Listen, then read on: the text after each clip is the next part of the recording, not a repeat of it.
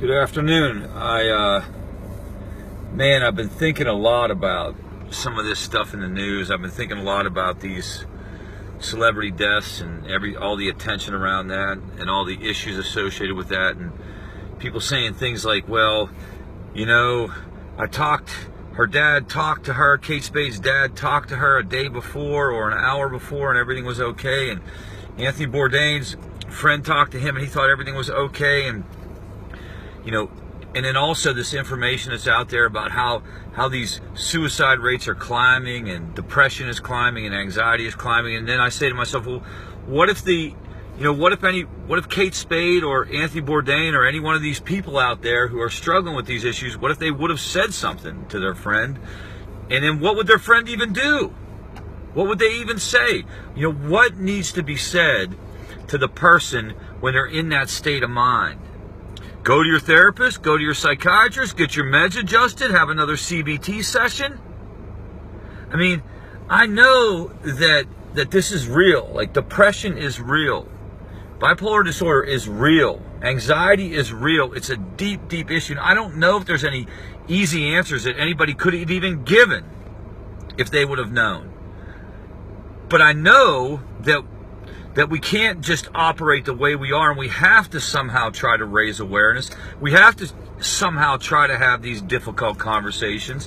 What would I say to a person who was suffering through that? I wouldn't say, you are in the middle of the cognitive triad. Life sucks. I suck.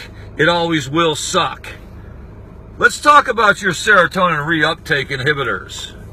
Let's talk about adjusting your medication. I wouldn't say anything like that. I'd say, I get it, dude. It sucks. Like, what would I say to the kid who's struggling, whose girlfriend just broke up with him, or the kid who's struggling because things are bad at home and they're not the coolest kid in class? Like, what do I say to him? I say, listen, dude, listen.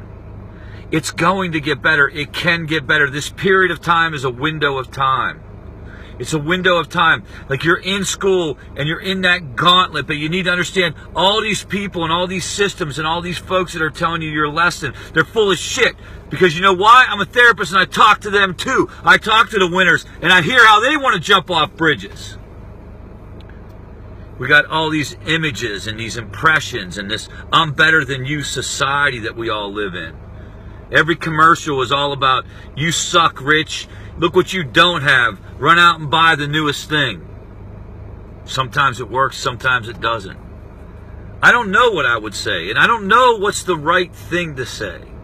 I don't know if anybody knows that. I know right now what we have is a system where you have to come in and you have to get labeled and you have to get diagnosed and you have to get prescribed and you have to get assessed and you have to get this and that and this and that and this and that.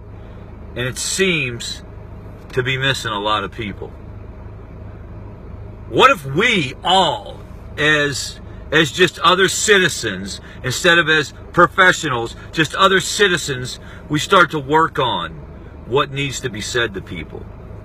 What if we start figuring out different ways to have a more common sense conversation? I know it's not simple.